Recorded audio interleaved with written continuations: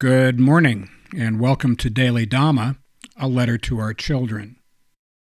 Today is February 20th, and our reading is Hope. Hope is tricky. We know it's not a strategy, so hoping to win the lottery is dumb.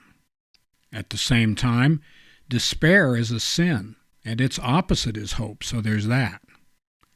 Hope in this sense is akin to a positive attitude, more like faith that tomorrow will be better. It's foolish to count your chickens before they hatch, but it's a lot easier to live with Sunny Jim than with Gloomy Gus. We have faith that God has a better handle on things than we have. It's all going to be okay in the end. If it's not okay, it's not the end.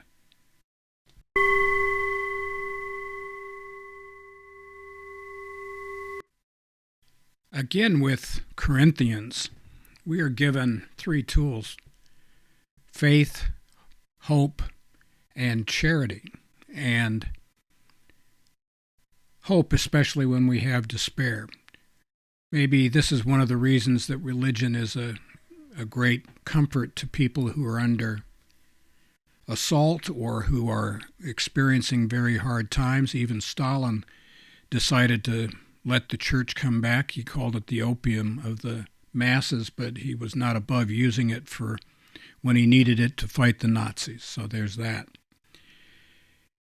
Our belief is that faith is the result of results. When we do these things happen.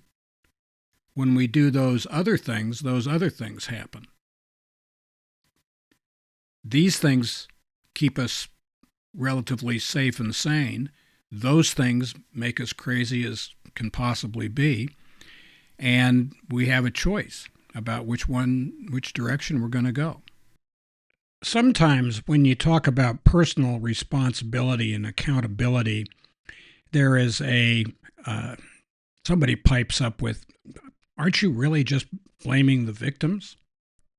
And, well, no, we're not. What we're doing is we're letting the victims know what the situation is and what they might possibly do that would ameliorate the problems that they find themselves confronted with, and possibly avoid making more negative situations in the future. That'd be a good thing, wouldn't it? I mean, if you learned how to control yourself so that you don't end up being arrested or carried off to the drunk tank or taken to the hospital or divorced or abandoned or rejected, or all of this other stuff that happens in lives that we think are terribly unfair. And a lot of them are. A justifiable resentment is the worst kind. When you've got a case of the ass with the world and you've got the receipts, it's hurtful to think that maybe I had something to do with it. But if I am a victim, I'm doomed, because I'm never going to control the rest of the world to have it act the way I want it to act. On the other hand, if I'm the perpetrator, I've got a shot at getting out of this. I could stop perpetrating, for one thing. Wouldn't that be a change? I could change my actions, and I could act in a different way. When I act in a different way, I'm going to get a different outcome. How about that? Didn't think about that before, did I? Well, there you go. We cannot control the things that happen around us or to us, but we do have control over our attitude towards it. It's not the trauma, it's the drama.